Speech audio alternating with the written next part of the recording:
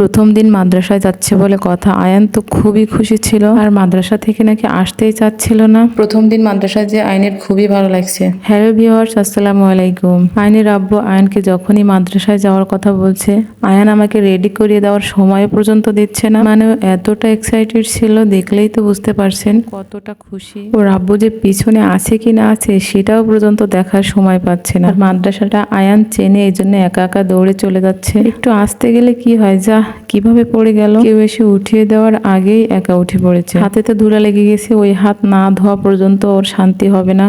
চলে যাচ্ছে হাত ধুতে একা একা। আয়নের আব্বু কিন্তু পিছনে আছে, তারপরও ওর আব্বুকে একদমই প্রয়োজন হচ্ছে না। ও এখানকার সবকিছুই চেনে, কারণ ওর আব্বুর সঙ্গে নামাজ পড়তে আসে। ওর আব্বু ওর সামনে দিয়ে নামাজ পড়তে আসলে ওকে না নিয়ে আসলে হয় না, কান্নাকাটি শুরু করে দেয়। আর এই মাদ্রাসার ছেলেরা সবাই ওকে চেনে। আয়ান যাওয়ার সাথে সাথে আয়ানকে হাত ধোয়ার জন্য হেল্প করছে। আর বাসায় তো একাই সবকিছু করবে, একা গোসল করবে, একা ব্রাশ করবে, একা হাত মুখ ধোবে, সবকিছু একা করবে। মানে একটু পানি পছন্দ করে, পানিতে অনেকক্ষণ থাকতে পারবে, এই জন্য নিজেই সবকিছু করতে যায় আর কি। আয়ান কিন্তু এখনো ভালোভাবে কথাও পর্যন্ত বলতে পারে না। বয়স এখনো 3 বছর হয়নি। 3 বছর হতে 1 মাস কিছুদিন বাকি আছে। আর এখন কি ওকে কোথাও ভর্তি নিবে? আয়নের আব্বু মাদ্রাসার হুজুরের সাথে কথা বলছে। হুজুর বলছে নিয়ে আসবেন, সমস্যা নাই। আয়নের আব্বুর সব দিন সময়ের সুযোগ হয় না। আজকে ডিউটি ছিল না বলে মাদ্রাসায় নিয়ে গেছে। আর মাদ্রাসাটা আমাদের বাসার পাশেই আর কি। আমাদের বাসার গেট থেকে বের হয়েই মাদ্রাসাটা। এখানে সবার পড়ার আওয়াজ শুনে ও একাই রুমের ভিতর ঢুকে পড়েছে। আর আয়নের ক্লাসটা এখানে না, এই জন্য এখান থেকে আয়ান বের হয়ে চলে এসেছে। এইখানে হচ্ছে আয়নের ক্লাস হবে।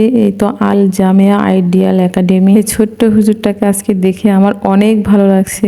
এই তো চলে এসেছে তার ক্লাসের ভিতর, বসেও গিয়ে একেবারেই ফার্স্ট বেঞ্চে। দেখেই মনে হচ্ছে মাদ্রাসার কত পুরাতন ছাত্র। মাদ্রাসার একজন এসে ওকে আদরও করছে। আয়নের বয়সে যারা, তারা কিন্তু সবাই সুন্দরভাবে কথা বলতে পারে, কিংবা ওর ছোটও যারা, তারাও সুন্দরভাবে কথা বলতে পারে।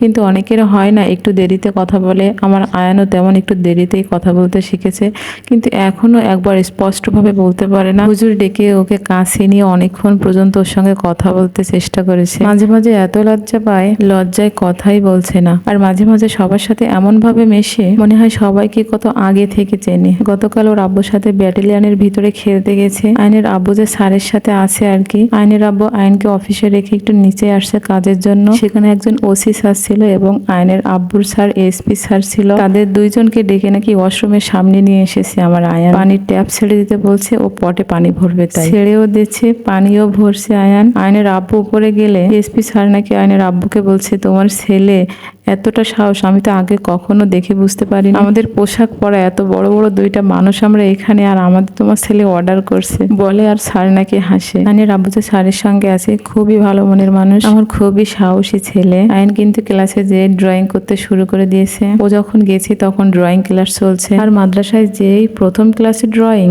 ও আমার আয়ন তো আরো বেশি খুশি হয়ে গিয়েছে। আঁকানো শেষ, বেঞ্চের উপরে এক পা তুলে বসে আছে। মাত্র আধা ঘন্টার মতো ছিল, তারপর আয়নের আব্বুকে ফোন দিয়েছিল ডিউটির জন্য। আয়নের আব্বু ডিউটি চলে যাবে বিধায় আবার চলে আসছে আয়নকে নিয়ে তাড়াতাড়ি বাসায়। তো ফ্রেন্ডস, সবাই আমার ছেলের জন্য বেশি বেশি করে দোয়া করবেন, আর আপনাদের জন্য অনেক অনেক দোয়া এবং ভালোবাসা রইল। আল্লাহ হাফেজ।